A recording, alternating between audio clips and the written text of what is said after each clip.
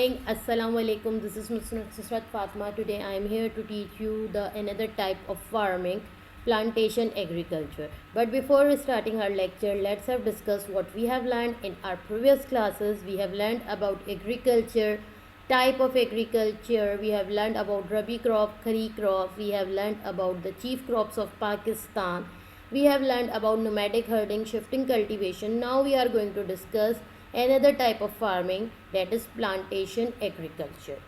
What is plantation agriculture? It is a type of commercial farming in which a single crop like tea, coffee, sugarcane, rubber is grown for the entire year. This type of farming requires large amount of capital and labor. It is most common in tropical climate. They play a vital role in improving the economy of the country. Why plantation agriculture is important? Because it plays a vital role in the development of the country. Beside this, it provides a variety of crops. It increases the income for the farmers as the crop would be exported. It meets increasing demand of food from the increasing population. What are the characteristics of plantation agriculture? So a single crop is grown over a large area, as I told you. Well developed network of transportation and communication connected plantation area. Production is mainly for the farm market, not for the farmer self consumptions. Involve modern inputs like chemical fertilizer, insecticides and pesticides.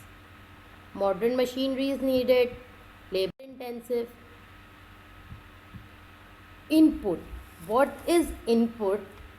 We have now studied so many type of agriculture that are practiced in the world. They are all different, yet they are all the same. How can they all be the same? Well, each type of agriculture can be divided into two parts. One is input. These are all things necessary to create a particular type of agriculture. So what are the inputs for plantation agriculture? So the inputs for plantation agricultures are large land area, large number of workers, huge sum of capital, infrastructure, chemical fertilizer, pesticide, insecticides, modern machinery. Process. The second step is process. We know that we require process for running anything or for manufacturing anything or for growing anything. We need a process. So what is process? These are all the activities necessary to make the crop grow and to look after animals. Which process do we use? First, we have to select the land that has warm temperature and adequate rainfall.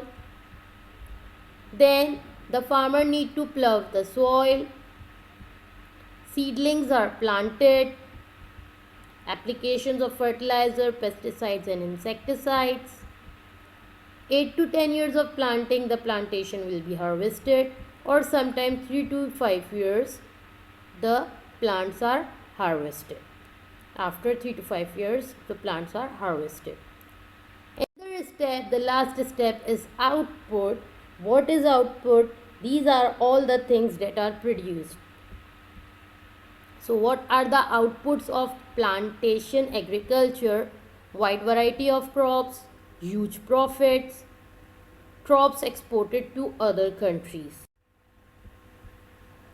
As you know that everything has some advantages and disadvantages. So what are the advantages of plantation agriculture? More jobs opportunities for the people, source of income for the country, wider variety of food, effective use of vast land. What are the disadvantages? Local people will be exploited as cheap labor, leading to slavery. Growth of single crops make plantation very prone to disease, poor weather and fluctuation in the world market price. Fertile soil for crops exported rather than for self-consumption.